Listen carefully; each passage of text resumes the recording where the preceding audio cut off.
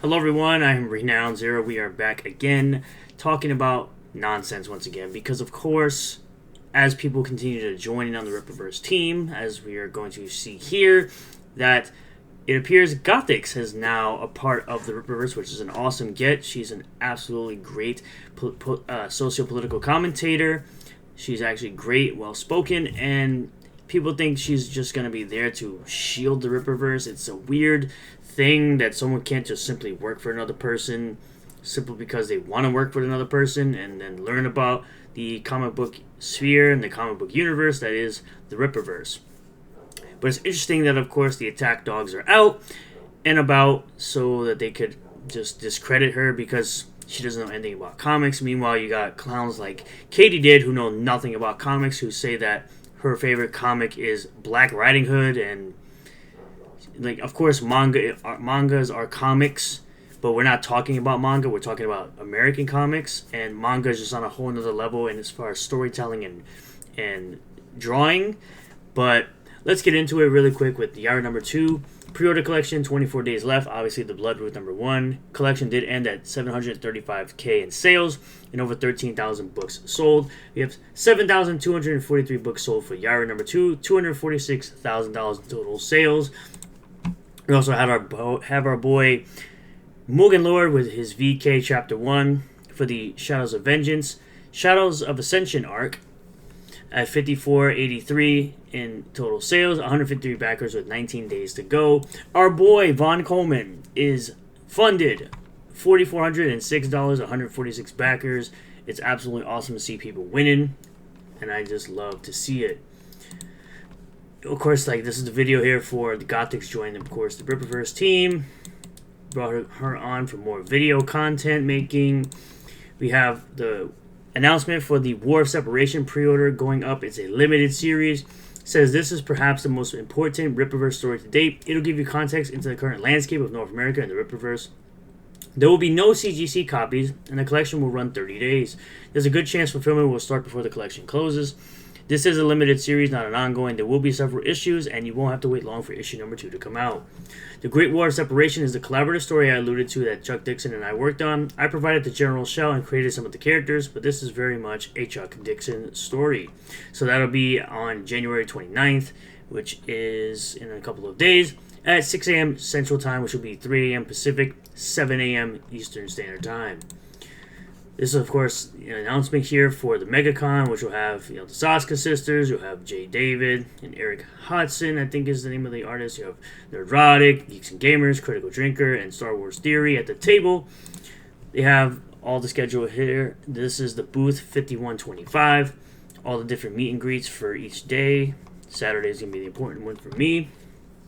And the Meet the Panelists is where everyone will be there. They got the panel at 12 p.m. in Theater 3, which would be absolutely awesome. Now, these clowns are out here thinking that just because Eric July knows of Gothix, and I'm pretty sure Gothix is more leaning towards libertarian, and she's a Christian, similar to Eric July, that, of course, she is an NPC and cannot think for herself.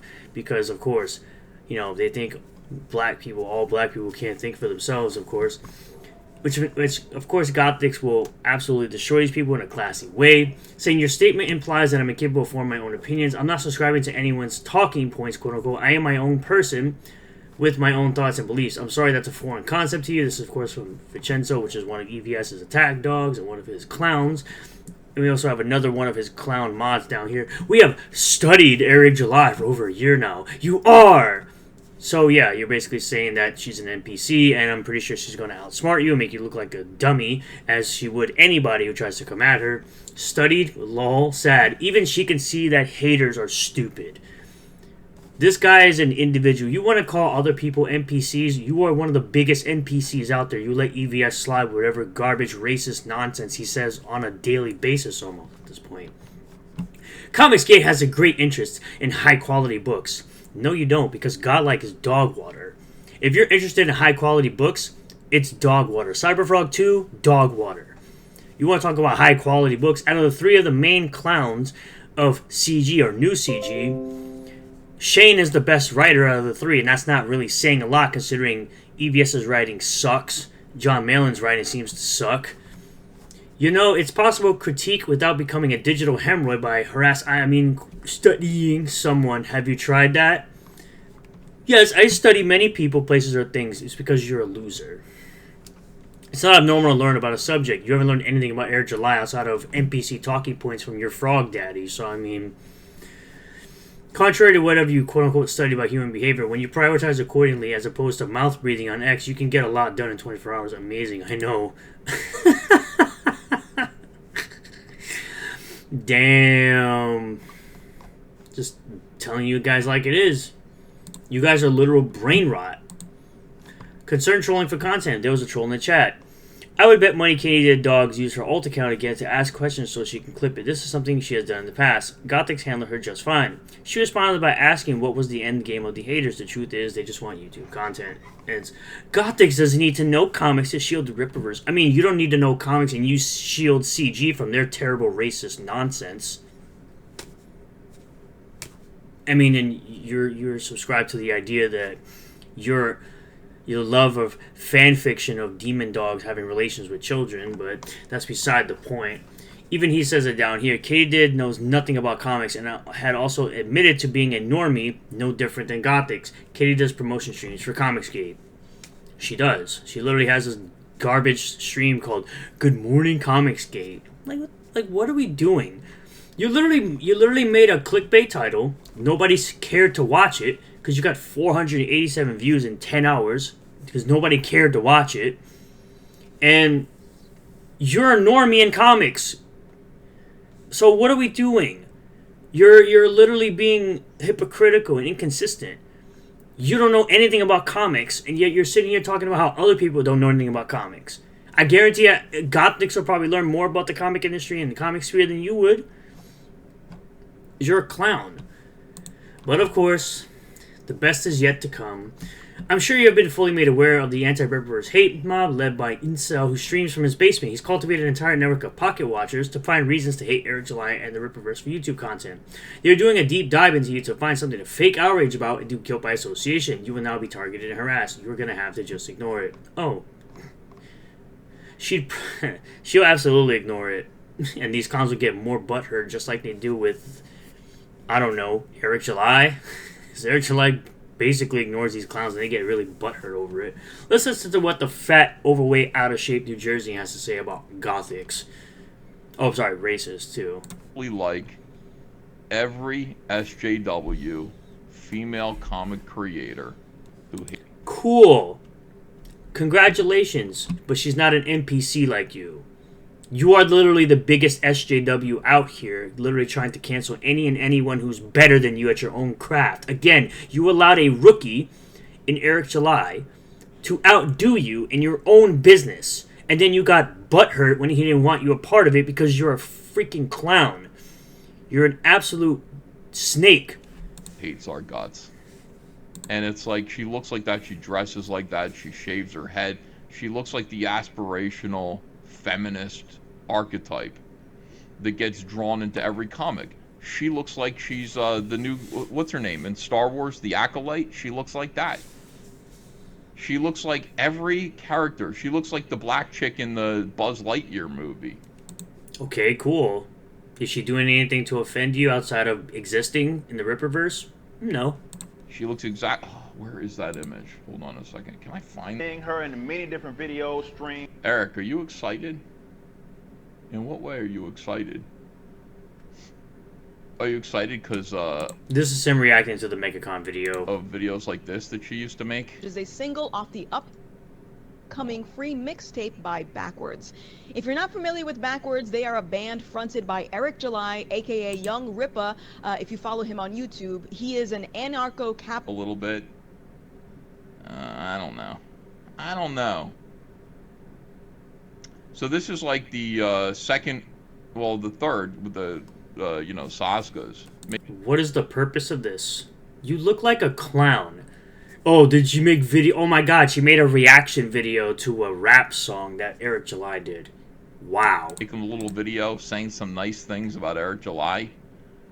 Eric July hires these people. He just hires these women who aren't really qualified to do anything. The Saskas The Sasuke sisters are pretty qualified. They did better than all your campaigns with Yaira, #1. And it's more successful than Cyberfrog. Your little ripoff of the Ninja Turtles. Anything except say nice things about Eric July. Oh, sorry. Battletoads ripoff. She's not hot, says Soren Resner. You don't think so? She's, I don't know. Yeah, I think she is, actually. I think she's, traditionally... But you know that ain't my style, yet he still got my name in his mouth and I ain't running for cover from. A bunch of lambs, how you figure you getting fame from my clout, so let's get this clear now.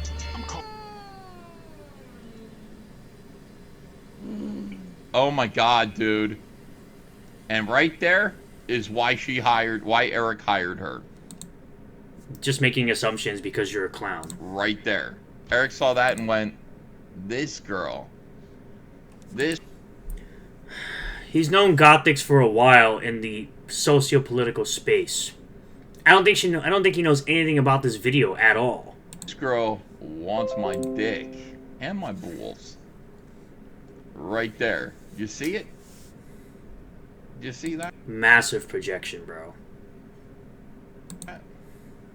That's all you have to do. Like, Eric wants to be flattered, man. If you just flatter Eric July like that, ooh face, on this video, her stuff.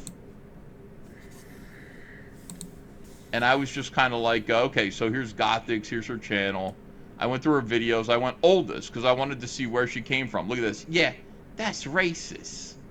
That's racist. What is this? Oh no, it's the same thing they did with the Sasukas. They went back to their old content and think they're unqualified because of old content. Again, Eric July doesn't hire based on politics. He hires them based on merit.